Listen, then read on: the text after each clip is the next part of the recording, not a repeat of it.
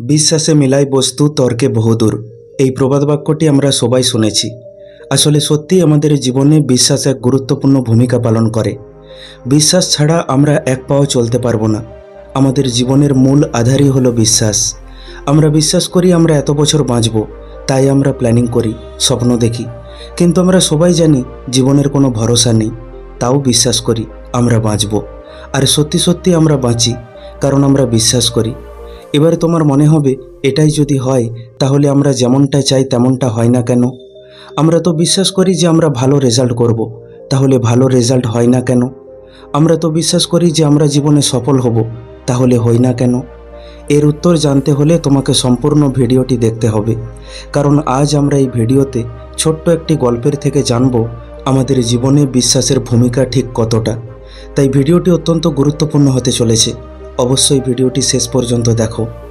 এক সময়কার কথা, এক কৃষক তার পরিবার নিয়ে ছোট্ট একটি গ্রামে বসবাস করত। সময়টা ছিল গ্রীষ্মকাল। কয়েক মাস ধরে এক ফোঁটাও বৃষ্টি পড়েনি। খরার কারণে তাদের সব ফসল শুকিয়ে যাচ্ছিল। পুরো গ্রামটি গভীরভাবে শোকাহত হয়ে পড়েছিল।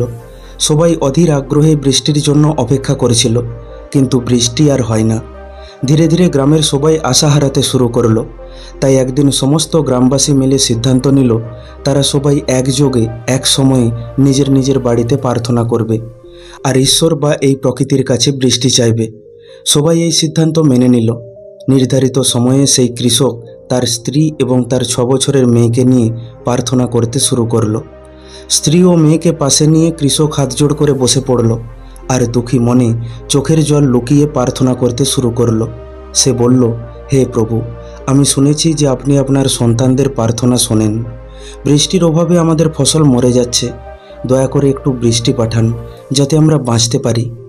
এভাবেই পরিবারের প্রত্যেক সদস্য নিজ নিজ উপায়ে প্রার্থনা করতে লাগলো। ছোট্ট মেয়েটিও ঈশ্বরের কাছে প্রার্থনা করতে শুরু করলো। সে বলল, হে প্রভু, আমার বাবা খুব কষ্ট পাচ্ছে। আপনি তো সব কিছু করতে পারেন। দয়া করে আমাদের গ্রামে একটু বৃষ্টি পাঠিয়ে দিন। কিছুক্ষণ পর যখন সবার প্রার্থনা শেষ হলো, কৃষক তখন তার ক্ষেতের উদ্দেশ্যে রওনা দেবে বলে উঠে পড়ল। কৃষককে চলে যেতে দেখে মেয়েটি তাকে জিজ্ঞেস করল, কোথায় যাচ্ছ বাবা? কৃষক বলল, আমি কিছু কাজ করতে মাঠে যাচ্ছি। মেয়েটি তখন দৌড়ে তার বাবার কাছে গেল আর বলল, দাঁড়াও, আমিও তোমার সাথে যাব। তারপর মেয়েটি ছুটতে গিয়ে ভেতর থেকে একটি ছাতা নিয়ে এলো। মেয়ের হাতে ছাতা দেখে বাবা জিজ্ঞেস করল, ছাতা আনলে কেন? এখন তো সূর্য ডুবে গেছে, এবার তো সন্ধে হয়ে আসবে। ছোট্ট মেয়েটি উত্তর দিল, বাবা, আমরা এখনই বৃষ্টির জন্য ঈশ্বরের কাছে প্রার্থনা করলাম না, তাই আমরা যদি ছাতা না নিয়ে চলে যাই তাহলে বৃষ্টি এলে তো ভিজে যাব। কৃষক হতবাক হয়ে গেল। মেয়ের কথা শুনে আর তার বিশ্বাস দেখে কৃষক অবাক হয়ে গেল। সে আকাশের দিকে তাকিয়ে দেখল, আকাশ একদম পরিষ্কার ছিল। মেঘ বা বৃষ্টির কোনো চিহ্ন মাত্র ছিল না। তারপর কৃষক তার মেয়ের নিষ্পাপ মুখের দিকে তাকালো। এমন সময় সে অনুভব করল, তার ভেতর থেকে একটা আওয়াজ যেন বলছে, প্রার্থনা করা ভালো কথা, কিন্তু তার থেকেও গুরুত্বপূর্ণ কথা হলো এটা বিশ্বাস করা যে তোমার প্রার্থনা কাজ করবে।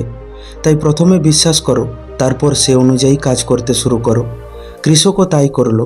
তার মেয়েকে কোলে নিয়ে তার কপালে চুমু খেলো আর ছাতাটা হাতে নিয়েই মাঠে চলে গেল। আর আশ্চর্যের বিষয় হলো, সে রাতে বৃষ্টিও হলো।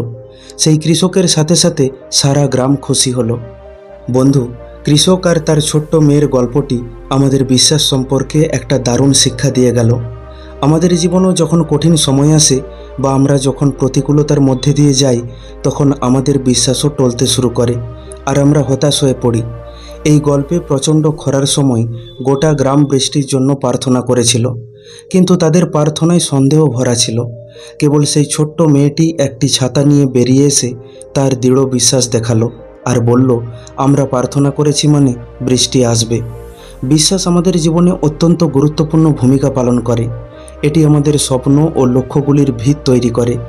যখন আমরা বিশ্বাসের সাথে কোনো কাজ করি, তখন আমরা ইতিবাচক ফলাফল অনুসরণ করতে বাধ্য হয়ে পড়ি।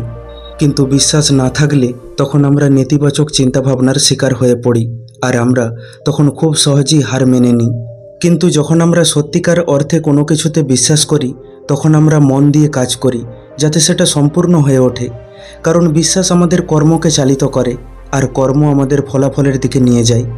আমরা যদি সন্দেহের সাথে আমাদের লক্ষ্যগুলিকে পূরণ করতে যাই তাহলে আমরা প্রয়োজনীয় চেষ্টাটুকুও করতে পারবো না বা নিজেদের সেরাটা দিতে পারবো না।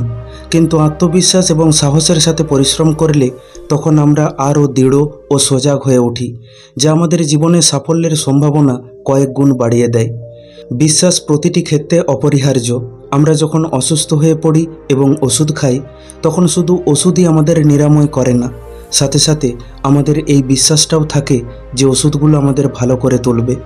এই বিশ্বাসটা ছাড়া ওষুধও কিন্তু ঠিকমতো আমাদের চিকিৎসা করতে পারবে না। ঠিক তেমনি যখন আমরা প্রার্থনা করি তখন আমাদের প্রার্থনাতেও আমাদের বিশ্বাস একটি গুরুত্বপূর্ণ ভূমিকা পালন করে। যখন আমরা দৃঢ় বিশ্বাসের সাথে প্রার্থনা করি তখন আমাদের ইচ্ছা অনুযায়ী সব কিছু পরিবর্তন হতে শুরু করে। তাই বন্ধু, বিশ্বাস রাখতে শেখো। সবার প্রথমে বিশ্বাস রাখো এই প্রকৃতি বা ঈশ্বরের ওপর যে তিনি আমাদের প্রার্থনা অবশ্যই শুনবেন। তারপর বিশ্বাস রাখো নিজের ওপর যে আমি এটা ঠিক করতে পারবো। তারপর সে অনুযায়ী কর্ম করো, দেখবে তুমি যা চাইছো সেটা ঠিক পাবে। তবে হ্যাঁ, এর মাঝে অনেক বাধা বিপত্তি আসবে। একবার নয় অনেকবার তোমার মনে হবে আমার দ্বারা এটা হবে না, আমার ভাগ্যটাই খারাপ, আমার কপালই হয়তো এটা নেই। আর এর জন্যই বেশিরভাগ মানুষের স্বপ্ন সত্যি হয় না। তারা লক্ষ্যগুলোকে পূরণ করতে পারে না, কারণ তারা সেই বিশ্বাসটাই ধরে রাখতে পারে না। বিশ্বাস থাকলে তারা বলতো আমি অবশ্যই এটা করতে পারবো, এটা আমার জন্যই তৈরি হয়েছে, এটা আমার কপালেই লেখা আছে। যদি তারা এরকম ভাবে তাহলে মনের মধ্যে একটা উত্তেজনা থাকে, নিজের কর্মকে আরও ডেডিকেশনের সাথে করতে পারে। খেয়াল করে দেখো, যখন বিশ্বাস থাকে তখন আমরা এনার্জিতে থাকি আর কর্ম করতে থাকি, কিন্তু যখন আমরা বিশ্বাস হারিয়ে ফেলি তখন আমরা নেতিয়ে পড়ি আর কর্ম করাও বন্ধ করে দিই। তাহলে এটাই দাঁড়ালো, বিশ্বাসই আমাদের কর্ম নিয়ন্ত্রণ করে আর কর্ম আমাদের ভবিষ্যৎ নির্মাণ করে। তাই বিশ্বাস রাখো নিজের ওপর আর এই প্রকৃতি বা ঈশ্বরের ওপর। বন্ধু, ভিডিওটি কেমন লাগলো কমেন্ট করে অবশ্যই জানাও। ভালো লাগলে একটা লাইক করে দাও আর আপনজনের সাথে শেয়ার করে নাও। প্রতিনিয়ত এই রকম শিক্ষামূলক ভিডিও পেতে এখনই আমাদের ইউটিউব চ্যানেলটিকে সাবস্ক্রাইব করে নাও। খুব তাড়াতাড়ি ফিরে আসবো অন্য একটি ভিডিও নিয়ে। ধন্যবাদ।